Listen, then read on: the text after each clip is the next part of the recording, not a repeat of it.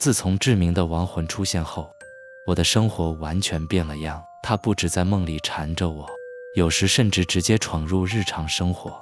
洗澡时，浴室镜子里突然多了一张苍白的脸；早上刷牙时，水龙头流出的是面包香的泡沫；连手机闹钟都莫名改成凌晨3点，荧幕显示帮我。这些还只是开胃小菜，最夸张的一次是在我和小爱逛超市时，本来小爱在挑选面包，忽然间货架上的面包全掉下来，还有一个笑脸的面包在地上滚到她脚边，她吓得尖叫，差点把购物车推翻。我急着安慰她，却发现货架阴影里，志明正对我挤眉弄眼。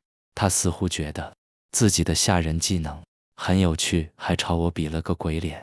到了晚上，小爱做了个怪梦，梦里她被一群面包追着跑，最后面包师傅志明跳出来，说要她帮忙找回配方本。她醒来后脸色铁青，打电话给我说：“你是不是又在搞鬼？你那个亡灵朋友也太没礼貌了吧！”我有点火大，直接对空气发飙：“志明，你再乱吓我的好朋友小爱，我就不帮你了，你自己想办法吧。”房间里的温度骤降，志明的亡魂顿时现形，露出委屈又尴尬的表情。“对不起，我只是太着急了，我怕你们忘了帮我。”小爱用视讯一脸无奈地看着我：“你跟鬼也能吵架？这世界真的没救了。”我叹了口气：“好啦，你下次要出现，至少打个招呼吧，别再吓人了。”志明点点头，脸色泛红：“如果鬼也有血色的话，小生保证下次会收敛。”我们正式展开调查，小爱负责人类世界的搜证，我则和志明亡魂跨界合作。小爱用自制表格记录每个线索，案发当晚的店里监视器，阿豪的出勤记录，老板的赛事报名资料，甚至连附近便利商店的收据都不放过。他还找来面包店对面的阿婆，打听当晚是否有异常动静。阿婆说，那天夜里好像有人在吵架，面包香特别浓。我则在晚上与志明灵魂对谈，他回忆案发细节，厨房灯光，配方本的位置，谁最后进入后厨。有时候他会突然消失，然后在冷气口冒出来，还带来奇怪的线索。你去翻厨房第3个抽屉，那里有我和妹妹的合照，背面写了重要的话。小爱则联络志明的妹妹小文，让她分享哥哥的习惯、配方设计流程，甚至还找出哥哥生前用过的手机。翻出当天晚上最后一则简讯，是志明的老板。简讯里说到配方是否愿意卖给他的字眼。我们把所有线索排成一面墙，贴满便条纸和照片，像侦探剧一样用红线相连，每一条线索都指向同一个人，老板。但老板也不是省油的灯，他一发现我们在挖掘旧案，马上开始掩盖证据，删除监视器影片，指使店员刁难小爱，甚至用匿名简讯威胁我不要多管闲事。某晚我发现家门口又被人撒了一层油漆，地上写着想吃苦头吗？小爱则收到一封感谢信，信里只有一张黑白面包照和依据，证据只属于胜者。这种压迫感让我们既紧张又兴奋，仿佛自己成了悬疑电影的主角。那一夜我又梦见了志明，梦里我独自站在面包店的厨房，四周弥漫着浓烈的奶油香气，却混杂着一股腥甜的血味。志明的身影伫立在阴影深处，脸色惨白，手指紧紧指向地板，声音低哑，真相就在那里。我惊醒过来，浑身冒汗，心脏砰砰直跳，那声音仿佛还在耳边回荡。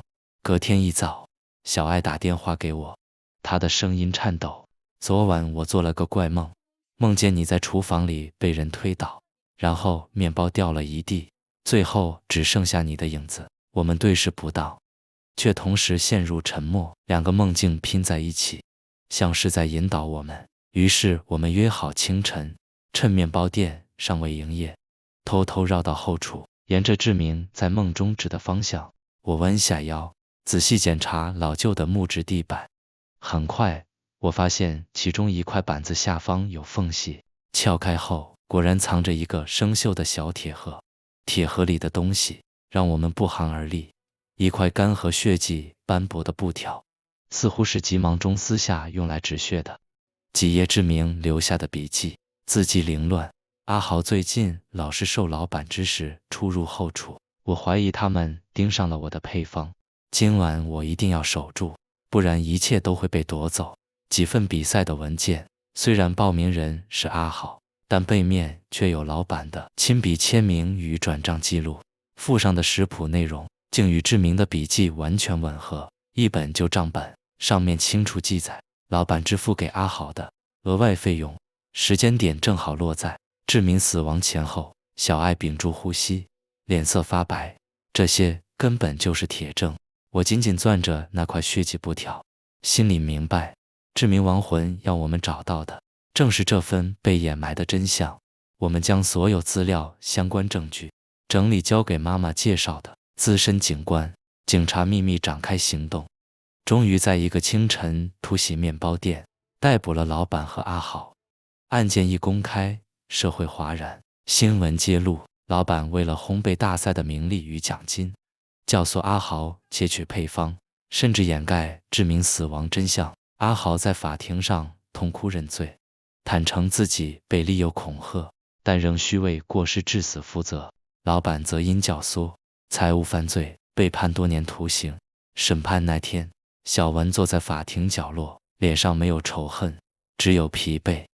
阿豪被带上法庭前，主动将笔记本还给小文，跪地泪流：“对不起，我真的不是故意的，请你原谅我。”小文静静地看着他，语气柔和却坚定：“我不恨你们，因为恨不能改变一切，你们的罪孽就留给时间和法律去审判吧。”法锤落下，一切尘埃落地，志明的亡魂在夜色中现身，脸上终于浮现释然的微笑。